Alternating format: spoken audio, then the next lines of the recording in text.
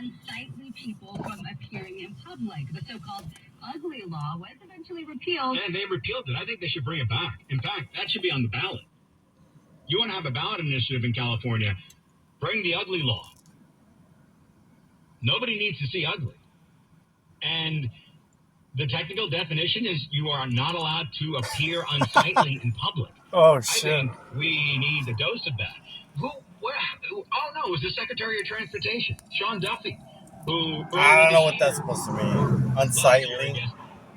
That was doesn't necessarily mean ugly. Basically, schlob-shaming people at airports. He said, you know what? Don't go to the airport in your pajamas. Go to the airport, get a pair of slacks.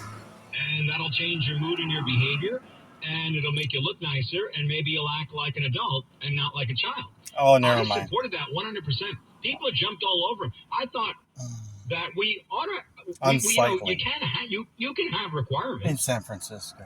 Like an airport is property. It's not necessarily private property or public property, but it is... You can have rules and standards. You can have dress codes. Right? You have to. You cannot walk into a restaurant without shoes.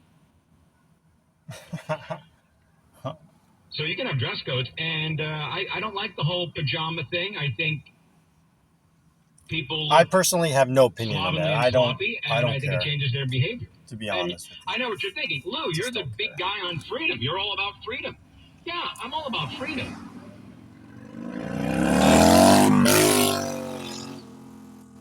I don't want you able to look any way you want. You can't do whatever you want. You can't blow smoke in my face in a restaurant. Why do I have to look at you wearing pajamas at the airport? So I was... Well, there's a time when you could, so it's not that you I kind of like where San Francisco was going with this. Can't be unsightly out in public. Can't be unsightly. And I wonder when this But law that was could go established. bad, Look it up. to be honest with you. You That can't be unsightly in public. That could go wrong in many ways. Who has the right to say, oh, you're unsightly? What is considered unsightly? With an elephant. What? It's illegal to beat or shake rugs on public sidewalks or streets. Oh, shit. Again, I think that's an immigrant thing. In San Francisco. Right? People in San Francisco weren't beating rugs. They probably had some people coming from Poland or New Americans beat rugs in public. You can't store anything but a car in your residential garage in San Francisco. That's great news. Oh, my gosh. That should be state law. One of my biggest pet peeves is people who park on the street and store crap in their garage. It drives me insane. Oh, just leave it alone. If you They're want parking. to, live in your garage. Just there are leave it people, I see alone. people that do this in San Diego. They make a room in their garage and then have the garage door only go in about 3 feet, and that's where they store their surfboard. This guy's being very picky. Too picky.